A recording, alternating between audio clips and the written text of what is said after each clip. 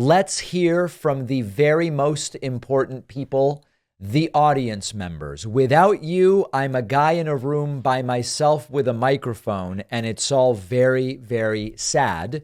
We take calls on the Friday show via Discord. You can find the Discord at davidpakman.com/Discord. Let's see what is on the minds of folks in the audience today.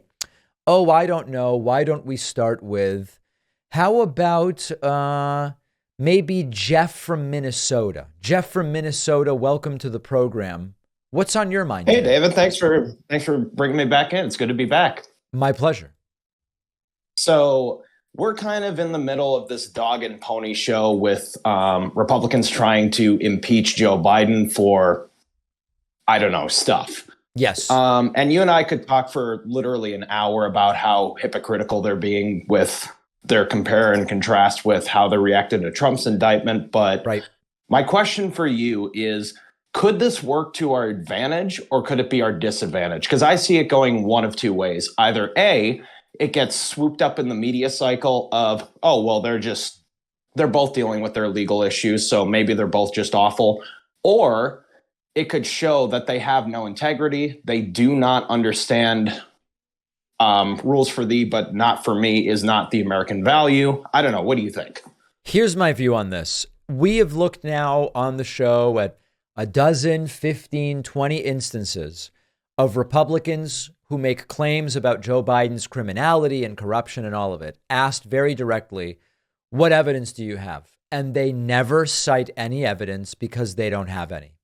I don't think that Republicans are, at the end of the day, going to move forward with impeaching Joe Biden without finding evidence, because they will make the calculated guess that it risks hurting them more than it helps. You're right. Part of their idea would be, well, if voters are choosing between two candidates and both candidates have been indicted, then it kind of levels the playing field. I'm sorry, not indicted, impeached. But I think that if there's no evidence, the American people are going to punish Republicans for doing it to Joe Biden. And I expect that this is all assuming they don't find any evidence, which they haven't so far. I think the entire Biden impeachment thing is just going to dwindle. They'll never officially say anything one way or the other, but they're not going to impeach him if they don't find evidence, and they just won't talk about it. That's my prediction. Yeah, and that's of course the practical sense. And I'm someone who's kind of like engulfed in the right media ecosystem, because those are the people who I respond to on Twitter. I refuse to call it X. I'm reposting their stuff with quotes about fact checks, that sort of thing. And, take, for example, when they brought in Hunter Biden, or rather he volunteered to come in, he was in there for like 8 minutes and then left promptly when Marjorie Taylor Greene was given the opportunity to speak. They lit him up on Twitter for that. They were saying he's an absolute coward. He's above the law, that sort of thing.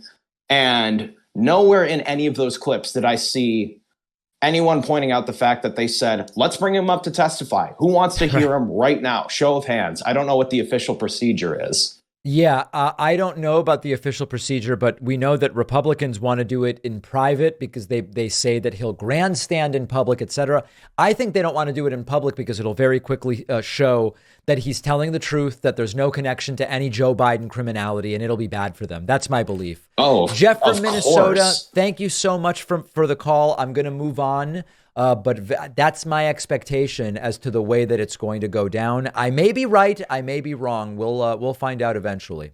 Let's go to Trevor from Salt Lake City. Trevor from Salt Lake City, welcome to the program. What's going on? Hey, David. So I've got kind of a quick little question, I guess. Something that I've been, struggling to reconcile in my mind, I guess. And so I guess when I was in college, I took this class and we were learning about Federalist Paper 10, and how James Madison argued that the tyranny of the majority is this terrible thing and that we need to have rights in order to check the majority.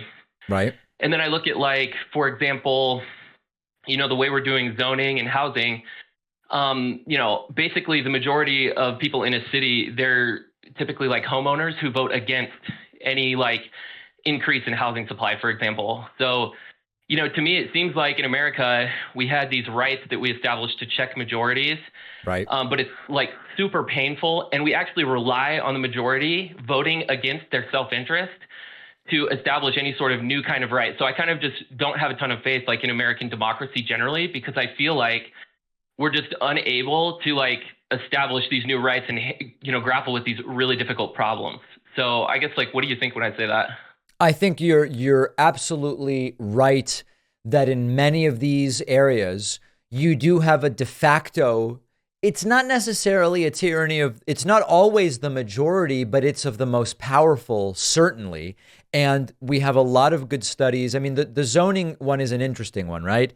If depending on who is most engaged, the existing homeowners can decide we're not going to do this, we're not going to do that, things that may be good for renters or first-time home buyers or whatever the case may be. It's a very good example.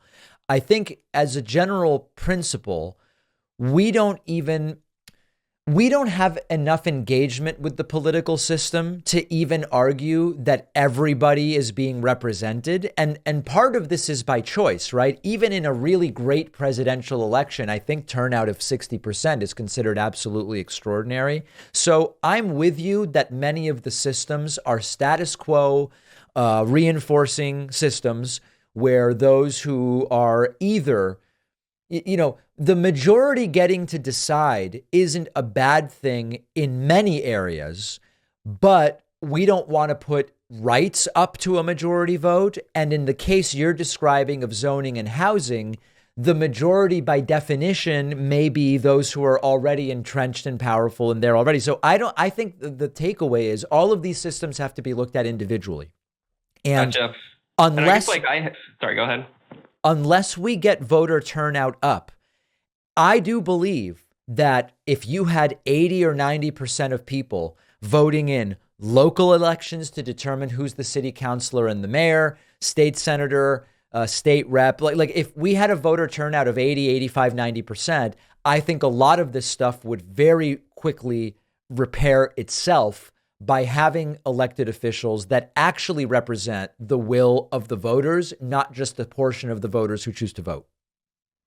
Gotcha. I guess the way it pushes me is more towards federalism. And, I guess like the American Revolution is an example of a minority that, chose to separate based on, their perceived abuses from the majority. So I guess, part of me, and then there was a speech that Malcolm X gave at Berkeley University in like the 60s where he talked about the, African American population being a minority and what he saw as the solution. And in his view, when, the majority is unable to like come to, we're unable to establish some sort of right that would like allow the minority to live in the way that they would need to. He believed in like a separation, I guess. So I guess I would hope that there's some argument against atomizing further and separating more and having more federalism. I would hope for some pathway to unity, but I don't see that unless there's some way that we can establish rights for these disabused or disaffected minorities. But anyway, that's all I have to say. Thanks. I agree with you on a lot of that. Trevor from Salt Lake City, thank you so much for the call. You might remember that a few years ago, the show got hacked and a bunch of money was stolen and we never got it back. But I now have more peace of mind because I'm using Aura. Our sponsor, Aura, is your all-in-one tool for protecting your online and financial accounts. Aura alerts you anytime your personal information is found on the dark web or data breaches like social security number, login credentials, financial accounts, and you get super fast alerts if a criminal does something like try to open a bank account in your name or take out a credit card in your name. Aura also lets you instantly lock your Experian credit file with a single click to stop unwanted inquiries into your credit history. Aura will monitor your bank accounts, home and auto titles. All of these things really just safeguard you against fraud of all kinds. Aura even protects your phone by letting you block and screen spam calls and texts.